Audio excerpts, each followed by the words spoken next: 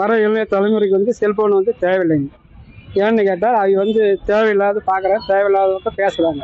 அதனால் ஏகப்பட்ட பிரச்சனை வருதுங்க. நம்ம பெற்றோர்கள் வந்து வந்து அதை வந்து பார்க்கறதில்ல.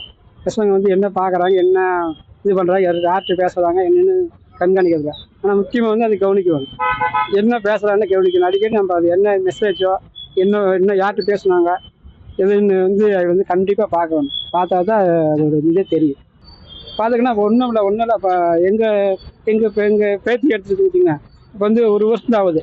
செல்ஃபோன் வந்து கொடுக்கலன்னா சாப்பிட்றதில்ல. அந்த செல்ஃபோன் அந்த பாட்டு கேட்டால் மட்டும்தான் அதை வந்து சாப்பிடுது, இல்லைன்னா சாப்பிட்றதில்ல.